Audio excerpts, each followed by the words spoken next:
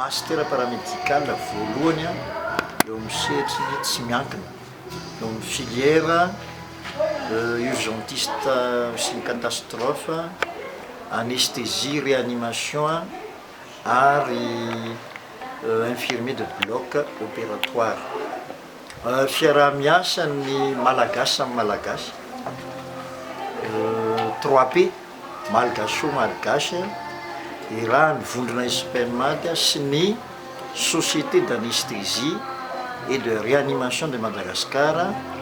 taritany professeur agrégé Ravelson Soltsiry président zany SARM zany na ny SARM io mpiara-piombonantoka amin'ny INSPMAD io amin'ny fanatanterahana ny fampianarana sy ny fanofanana rehetra dia ny cours théorique zany ny travaux pratiques ary ny stage zay mety atao eto Madagasikara. Fiaraha-miasa ataoko hoe avolenta satria ny tena kendrenao dia ny ampiakatra ny qualité de formation eo amin'ity sehatry ny paramédical ty satria na ny fitaovana na ny mpiara-miasa zany hoe ny mpampianatra rehetra dia mpampianatra avy any ivelany Madagasikara anao fanofanana tany ivelany Madagasikara daholo ireo malagasy mandray anjara ao. Ny tena vision anatin'izy ity dia tsy hijanona eto a Madagasikara ihany fa ho tonga hatrany amin'ny sehatra ny firenena na fanjakana manamorona ny ranomasina indiana satria niveau international amin'ny formation ny tena katsahana ao anatiny. Santé dia innovation koa mbola nataony INSPMAD zany hoe tao anatin'ny fotoana lavalava ny singa zany hoe tany amin'ny 20 taona eo dia nahatsapy izy kay ve reto mpianatra mitra paramétre reto ka misy tsy nanana ihany vocation ho lasa mpitsabo.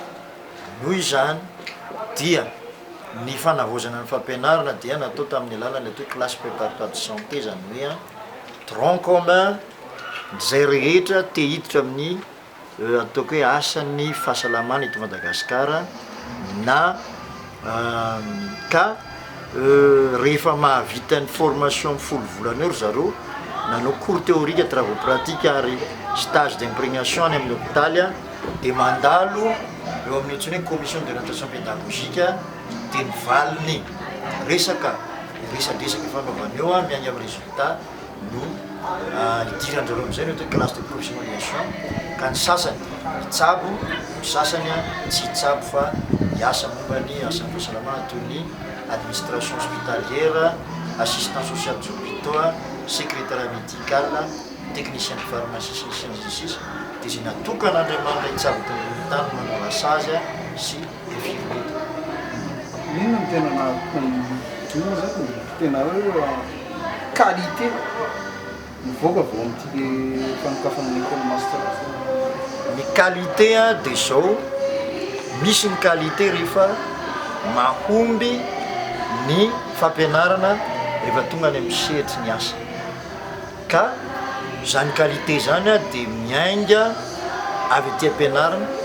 voalohany amin'izany ny qualification ny mpampianatra, faharoa amin'izany ny matériel ampiasaina ary indrindra ny fampiny ny fiofanana any amin'ny hôpital na ara-panjakana zany na any amin'ny privé. Eo amin'ny lafiny asa ohinany fahavitany fianarana tsy efa assurer izy na mafisina teto androany fa vao mainka mitombona ilay slogan INSPMAD hoe politique ny choix magique. Tsotra ny antony isaina amin'ny razan-tanana folo tompoko zao ny